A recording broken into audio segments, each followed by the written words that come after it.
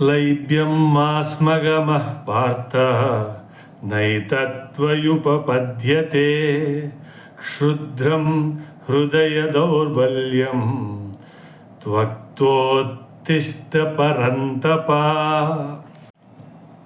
శుభ సాయంకాలము, నమస్కారం. సత్యభాష్యానికి మీ అందరికీ స్వాగతం. నేను మీ రాంబాబు చెరువు. గత 3 రోజుల నుంచి మనోవేదన చెందుతున్నాను, బాధపడుతున్నాను. కొలీగ్స్తో మాట్లాడేటప్పుడు కూడా ఇప్పుడు కాదులే తర్వాత మాట్లాడదామని కొంతమందితోటి మాట్లాడిన దానిలో ఏదో వ్యత్యాసం చూసి కోపట్టం ఓసారి ఇవన్నీ జరిగినాయి. ఎందుకురా ఇవన్నీ అంటే బంగ్లాదేశ్ గురించి బాధ. బంగ్లాదేశ్లో నా హైందవ సోదరులు సోదరీమణులు, చిన్నపిల్లలు, వయోవృద్ధులు, వ్యాపారస్తులు, కూలీనాలి చేసుకు బతికేవాళ్ళు, రైతులు, వీళ్ళందరూ కూడా ఇబ్బంది పడుతూ ఉంటే ఏం చేయాలో తోచక బాధపడుతూ కూర్చోవడం తప్ప ఇంకోటి చేయలేకపోయాను నేను. దీనిలో మనకి భగవద్గీత నుంచి ఒక శ్లోకం గుర్తొస్తుంది. క్లైబ్యం మాస్మగమః పార్థ నైతత్వయుపపద్యతే క్షుద్రం హృదయ దౌర్బల్యం త్వక్తోత్తిష్ట పరంతపా. పార్థ, నపుంసకుడిలాగా అలా కూర్చోకూడదు, అది నీకు రాణించదు. నీ యొక్క హృదయ దౌర్బల్యంతో నువ్వు ఇంకా చులకనైపోతావు, బలహీనపడిపోతావు. కాబట్టి ఉత్తిష్ట, లేచి పనికి వెళ్ళు పార్థ అని. అంటే దీని క్లుప్తంగా చెప్పుకోదగ్గ అర్థం ఇది 2వ అధ్యాయంలో 3వ శ్లోకంగా చెప్పుకుంటాం. అంటే ఇవన్నీ కూడా మనకి మనోధైర్యాన్ని ఇస్తూ ఉంటాయి, మన ముందుకు పట్టుకెళ్తూ ఉంటాయి. బంగ్లాదేశ్ పూర్వ చరిత్ర చెప్పాలంటే భారతదేశ చరిత్ర 10,000 సంవత్సరాలు 15,000 సంవత్సరాలు అయితే బంగ్లాదేశ్ కూడా భారత్ చరిత్రలో అవిచ్ఛిన్న భాగంగానే మనం చూసుకున్నాము. కానీ ఇంగ్లీష్ వాడి కుట్ర వల్ల 1905లో దాన్ని ఈస్ట్ బెంగాల్గా దాన్ని విభజించారు. వెస్ట్ బెంగాల్లో మన వాళ్ళు ఉన్నారు, ఈస్ట్ బెంగాల్లో ఎక్కువగా ముస్లిమ్స్ ఉంటారు. అందుకని దాన్ని ఈస్ట్ బెంగాల్ చేస్తే దీన్ని వెస్ట్ బెంగాల్ అన్నారు. అది ఫస్ట్ డివిజన్ మనకైంది. అప్పటి నుంచి ఇప్పటిదాకా మీరు నమ్మాల్సింది ఏమిటంటే కనీసం ఒక 100 సార్లకు పైగా మారణ హోమాలు జరిగి ఉంటాయి.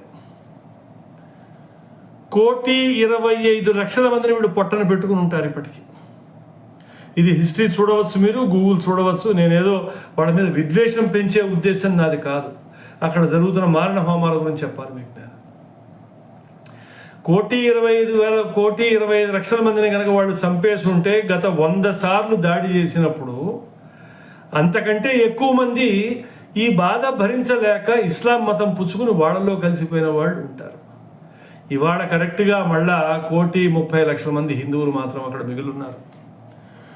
వందలాది కాదు వేలాది హిందూ దేవాలయాల్ని ధ్వంసం చేయబడ్డాయి ఆ దేశంలో. 1947లో ఈస్ట్ పాకిస్తాన్గా అది మారింది. అక్కడి నుంచి 1971లో మేమందరం బెంగాలీ వాళ్ళం, మా చరిత్ర వేరుంటుంది, మా మీద ఉర్దూ మీరు రుద్దకూడదు అని చెప్పి 1971లో ముజిబుర్ రెహమాన్ గారికి సహాయపడుతూ ఇందిరాగాంధీ వాళ్ళని విడదీసింది. సరే, అక్కడ జరిగిన కుట్రలు వేరు, దాని గురించి నేను విడదలుచుకోవట్లా. అప్పుడు మళ్ళా మారణ హోమాలు జరిగినాయి. లక్షలాది మంది హిందువుల మీద మారణ హోమాలు జరిగినాయి, బలాత్కారాలు జరిగినాయి.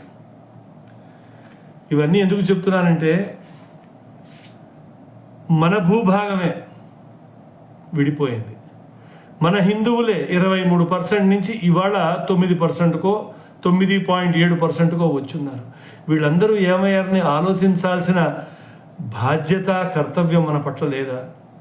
ఇవాళ వాళ్ళకి జరుగుతోంది, రేపు మనకు జరగదు అన్న ధీమా ఏమిటి? మనకి ధీమా ఏమిటి అని ఎందుకు అడుగుతున్నానంటే ఈ మధ్యకాలంలో 3 రోజుల నుంచి బాధగా ఉంది. చాలా మందితో మాట్లాడుతున్నాను. మీకేమనిపిస్తుంది? నేను చదువుకున్న కాలేజీలో నా క్లాస్మేట్, ఇవాళ నాకు 60 అనుకోండి, నా క్లాస్మేట్ అంటే వాడికి అంతే ఉంటాయి కదా. వాడితో మాట్లాడినప్పుడు ఆయన అంటాడు, మనం ఓట్లేసాం కదండి, ప్రభుత్వాన్ని ఎన్నుకున్నాం కదండి, వాడు చేయాలి కదండి అంటాడు. అరే, ప్రభుత్వానికి వాళ్ళు మనకి ఎదురుకుండా వాళ్ళు ఆ శాంతి దూతలు ఓట్లు వేసారా? ప్రేమ కామికులు ఓట్లేశారు, వాళ్ళు ప్రెషర్ పాయింట్లోకి వస్తున్నారు. వాళ్ళు ప్రెషర్ పాయింట్ ఎట్లా పెడుతున్నారంటే హిజాబ్ కాండ జరిగినప్పుడు బెంగళూరులో రెండు పోలీస్ స్టేషన్లు తగలబెడితే కదా వాళ్ళ మోకాళ్ళ మీదకి వచ్చారు గవర్నమెంట్. అటువంటి ప్రెషర్ పాయింట్ మనం ఎందుకు పెట్టలేకపోతున్నాం? అలాగే ఇంగ్లాండ్లో ఇప్పుడు జరుగుతున్నది, ఇంగ్లీష్ వాళ్ళందరూ బయటికి వచ్చి మాకు ఇస్లాం వాళ్ళు వద్దు, మాకు షరియా వద్దు, ఇటువంటి వాళ్ళు మా దగ్గర ఉండాల్సిన పని లేదు, రేపిస్టులు మాతో ఉండాల్సిన పని లేదని వాళ్ళు చేస్తున్నారు కదా, అటువంటి ప్రదర్శన మనం చేయాలి కదా అని అడిగితే ఇటువంటి సమాధానం మనకు వస్తూ ఉంటాయి. ఇంకొక ఆయన అంటాడు, మా కాలనీలోనే ఉంటారు, ఆయన అంటాడు, ఎక్కడండి మెయిన్ స్ట్రీమ్ మీడియాలో ఏమీ అంత పెద్దగా వార్తలు రాలేదండి, ఏదో అప్పుడప్పుడు స్క్రోలింగ్ చూస్తున్నాం, హిందువుల మీద బాధ పెడుతున్నారు కానీ ఎక్కడ కౌంట్ చెప్పలేదు కదండి అంటాడు ఆ పెద్ద మనిషి. అరే వేలాది మందిని చంపేస్తున్నారా, హిందువులైనటువంటి 2 కార్పొరేటర్ని చంపేసి బ్రిడ్జికి కాళ్ళకు కట్టి వేలాడదీశారా అని చెప్తే అవునా అని అంటారు. అంటే ఇంత అసలు పక్కనేం జరుగుతోందో కూడా తెలుసుకోలేనంత బిజీగా మనం ఉంటున్నామంటే నిజంగా బిజీగా ఉంటున్నామా, భయపడి దాక్కుంటున్నామా? ఆలోచించాలి. ఇది ఆలోచించదగ్గ సమయం. ఇంకొక స్నేహితుడు, మేము చాలా క్లోజ్గా ఉంటాం, ఆయన అడిగాను నేను, ఏమండి మీ గ్రూపుల్లో ఏమిటి బంగ్లాదేశ్ గురించి ఏమన్నా ఉంటుందని, మా ఎంఎస్సి గ్రూప్ ఒకటి ఉందండి, అందులో పిచ్చోడు కొంతమంది ఉన్నారు, ఆర్ఎస్ఎస్ వాళ్ళు పెడుతూ ఉంటారండి అన్నారు. అంత చులకనగా మాట్లాడేశారే. హిందువుల్ని ప్రొటెక్ట్ చేస్తున్న వాళ్ళు ఆర్ఎస్ఎస్ వాళ్ళు, హిందువుల కోసం కొట్లాడుతున్న వాళ్ళు ఆర్ఎస్ఎస్ వాళ్ళు, దేశం గురించి, హైందవుల గురించి, భారతదేశమే కాదు యావత్ ప్రపంచంలో వాళ్ళని కాపాడుకుంటూ వస్తున్నారే, ఇటువంటి వాళ్ళ గురించి ఇంత మాట్లాడుతున్నారు. హిందువులకి ఇంత జరుగుతుంటే వీళ్ళకి ఎందుకు అర్థం కావట్లేదు? కాకపోతే నా మంచి స్నేహితుడే, అతను ఏమనగలుగుతా నేను? ఇది కదా మనం ఆలోచించాల్సిందే. ఇంకొకరిని తమ్ముడుగా భావిస్తాను, ఆయన కాస్త ఈ పీఠాధిపతులతో వాళ్ళతోటి వెళుతూ ఉంటాడు, మాసపత్రికలు రాస్తూ ఉంటాడు. ఏమయ్యా మరి పీఠాధిపతులు ఏమన్నా చెప్పాలి కదయ్యా, ఇంత మారణహోమం జరుగుతుంటే హిందూ ధర్మాన్ని నమ్ముకుని చాలామంది బతుకుతున్నారు కదా అక్కడ కూడా, పీఠాధిపతులు ఏమని చెప్పాలంటే ఆయన తిరిగి నన్ను ప్రశ్న వేస్తాడు, మోదీ గారు ఎప్పుడన్నా వచ్చి కలిశాడా, మోదీ గారు రావాలి కదా, ఆయన వస్తే తప్ప ఎవరు మాట్లాడతారు అని. ఈయన ఆ పీఠాధిపతుల్ని తన స్థాయికి దించి, ప్రధానమంత్రిని కూడా తన స్థాయికి దించి, తను ఆలోచిస్తున్నట్టే వీళ్ళిద్దరూ ఆలోచిస్తారు అనుకున్నట్టుగా మాట్లాడుతున్నాడు. అసలు విషయం పట్ల ఎవరికి అవగాహన లేకపోవటం, అవగాహన ఉన్నా కూడా ఆలోచించేందుకు భయపడటం, వీటికి కారణాలని నేను భావిస్తున్నాను. రాంబాబు ఎంతసేపు నువ్వు ఇవే చెప్తావా, మరి దీనికి పరిష్కార మార్గం ఏమిటి అని అడుగుతారేమో. పరిష్కార మార్గం ఉన్నది. ఇంతకుముందు చెప్పాను నేను, మన కులము మన వర్ణము ఇంటి గడప వరకే లోపల, బయటికి వస్తే మనందరం సనాతన ధర్మీయులమే. వడ్రంగులు, కమ్మరులు, కుమ్మరులు, మాల, మాదిగ, వాల్మీకులు, అలా మనం తీసుకుంటూ వెళ్తే రెడ్డి, కమ్మ, కాపు,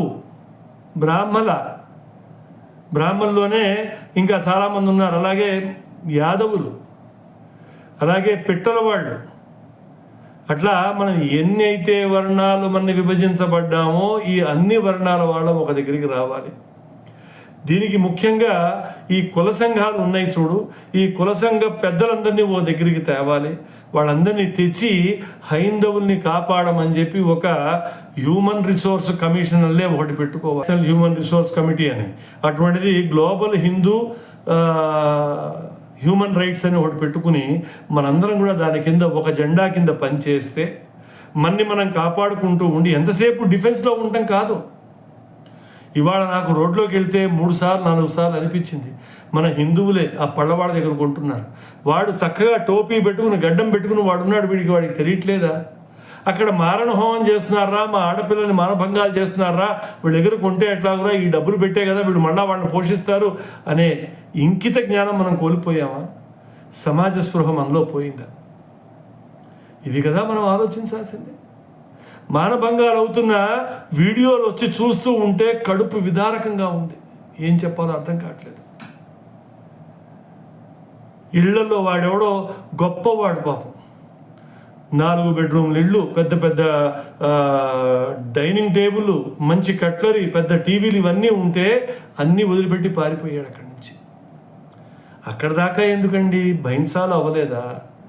ఓల్డ్ సిటీలో కావట్లేదా? రోజు మాల్దాలో జరగలేదా? కాశ్మీర్ నుంచి మన వాళ్ళు పలాయనం చెందలేదా? మన దాకా వచ్చేందుకు ఎంతసేపు పడుతుంది అనుకుంటారు? కాబట్టి మన కుల సంఘాల వాళ్ళందరినీ ఒక దగ్గరికి తీసుకొచ్చి మనందరం కూడా ఏకతాటి మీద ఉంటూ అక్కడ ఉన్న పోలీస్ స్టేషన్ పరిధిలో ఉన్న మస్జిదుల దగ్గర ఇక్కడ బంగ్లాదేశీలు ఉన్నారండి, ఇక్కడ రోహింగ్యాలు ఉన్నారండి, ఈ మస్జిదులో మారణ హోమ ఆయుధాలు ఉన్నాయండి, ఇవన్నీ కంప్లైంట్ ఇవ్వాల్సిన బాధ్యత మన మీద లేదా? రేపొద్దున అవి పెట్టేగా మన మీదకి వస్తారు. కాబట్టి attack is the best form of defence. So మిత్రులారా, ఈ విషయం కనుక మీకు అర్థమవుతున్నట్టయితే, ద అర్జెన్సీ ఏమిటని కనుక మీకు అర్థమవుతున్నట్టయితే కనుక దయచేసి మీ మిత్రులందరితోటి మాట్లాడండి, మీ కుటుంబ సభ్యులతో మాట్లాడండి, మీ చుట్టాలతోటి, మీ పక్కన ఉన్న వాళ్ళతోటి మాట్లాడండి. ఈ వీడియోని 10 మందికి పంపించండి. ధైర్యంగా నిల్చోండి. అధైర్యపడాల్సిన సమయం కాదు ఇది. ధైర్యంగా ఉండి పరిష్కార మార్గాన్ని ఎన్నుకోవాల్సిన సమయం మనకు ఆసన్నమైంది. ఇప్పుడు కాకపోతే ఇంకెప్పుడు చేయలేం. మరి వచ్చే శీర్షిక వరకు ఉంటాను. మరి రాంబాబు చెరువు, హైదరాబాద్.